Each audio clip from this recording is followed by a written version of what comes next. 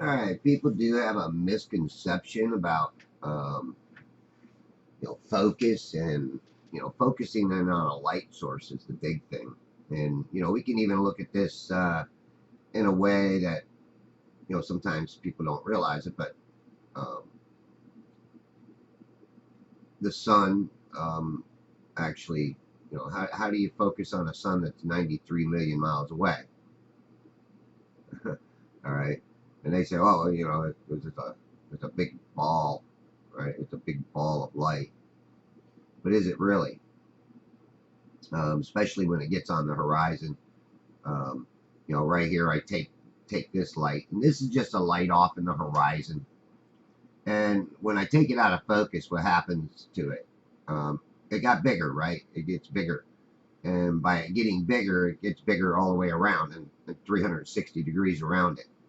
So say that there was that light was sitting on say a board or a shelf or something, and I did that, then the bottom half would be cut off by the shelf. Not that the light is actually there, but the tabletop would actually block out the lower portion of that light that you see when I take it out of focus. And I'm going to take it out of focus again here. Um, but what I think is really interesting is we get the same effects on some of the stars, when we're out filming. If you are not in good focus, a little light source can become a huge uh, object as far as the light goes. Um, it, and there's a lot of controversy in this. You'd say, oh man, this guy's focusing in on Christmas lights. Now he's focusing in on a light out in the distance. Well, yeah, and this is about as good of a focus as I can get on that light until now I take it out of focus. But this was the night I was out doing the rocket launch, and I knew the horizon was hazy. It's just it was just obvious because I could see the haze from the lights in the parking lot. Um, and further past with my naked eyes. Light pollution, and you can just see the haze. But I'm looking at this and I'm going, wow, man, this looks really similar to say Sirius when you take it out of focus. Um, yeah, it's not quite as red. I think Sirius is more of a blue tint. But again, it depends on how much saturation rate you um, put into your camera on some of the coloring. And then sometimes it is the color of the light that also gives you this. Now, if you notice that was more of a yellow, and then now it's kind of more of a reddish orange uh, look to it. And obviously, you can even see these inner circles, which is the mechanisms inside the camera that give us that effect. One night it was raining and I was zoomed in on some lights, and just the raindrops hitting my camera on the lens gave me all these weird shapes, and they looked exactly like what I'm seeing there. It was just it was reflecting the light of the light that I was zoomed in on, and then it just gave me these funky rings because I was out of focus on the raindrops that was on my lens of my camera. And again, I'm zoom around, I see this other light out there too, and I'm like, I'm not even going to think about trying to zoom in on that and focus in on it. But again, I zoom back out, and this is the area that I'm going to be filming the rocket launch in. But I already showed that my last video was the rocket launch.